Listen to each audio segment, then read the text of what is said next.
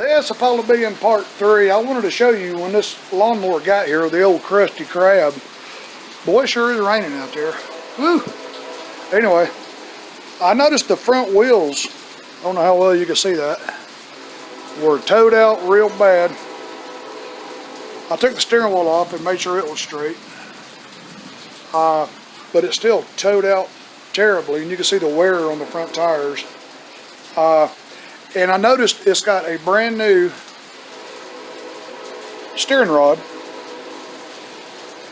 But what I found was this steering rod is supposed to be in this hole, not this hole. This one. So if I take it out, it'll correct the towed out problem. But the reason, I don't know who did it, I ain't gonna blame nobody. So here's the steering rod. It's a 3/8, okay, on both ends. And that hole right there is also a 3/8. So when they took this off, you know, see, it ain't gonna fit. See, that's a 1/2 inch hole right there. So they just put it in this hole, which caused it to tow out real bad.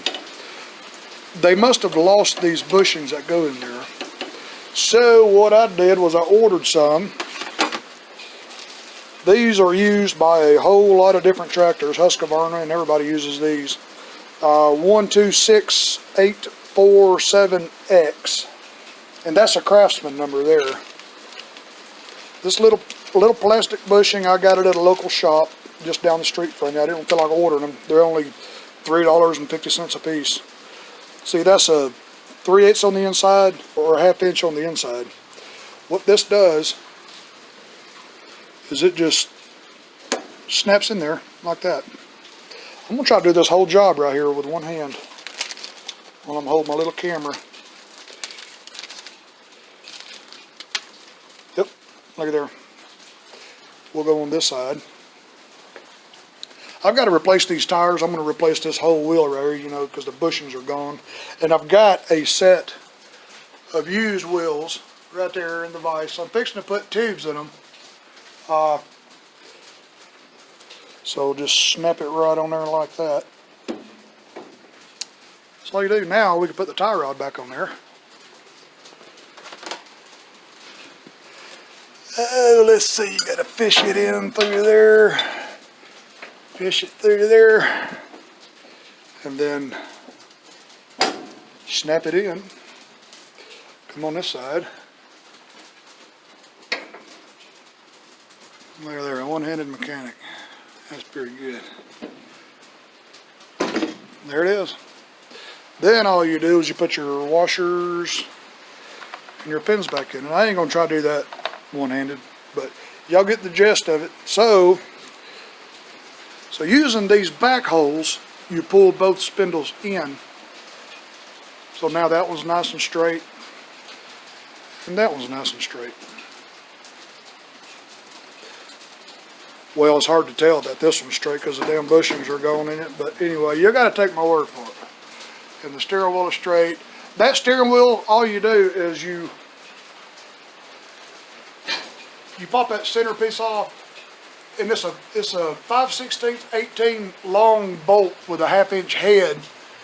You just zip that out, and you can pick the steering wheel up and set it on the splines where it's straight. Make sure the front wheels are straight when you do that. Y'all are probably wondering how I got that overhead shot. Check out my little invention here. I made that bracket and bolted it to the ceiling, and I've got a pin through it. This is a monopod I found in the attic. And I took some old shelf brackets and I put it right there. I took an old gimbal, and while I was doing it I broke it, of course. But see, now I can, let me back up a little bit. See, now I can take this and just put it however I want it. And this will hold my cell phone spring-loaded. And I can raise this thing all the way to the ceiling with those adjusters right there. And I can make it as low as I want. I can come a lot lower with it. And I can move this around. I can move it around. And I put this bungee cord on there because y'all probably saw in part 1 when I was filming. It wanted to do that. So now I got this little bungee cord on there when I'm using it. I finally found a use for this big Toro. It's holding that bungee strap. That's $2,900 bungee strap holder. That's good. But that's it right there. That's a neat little invention. Well, boys and girls, y'all be good, and I will see y'all on another part of the Krusty Krab. I think old Krusty's got a good following of folks now.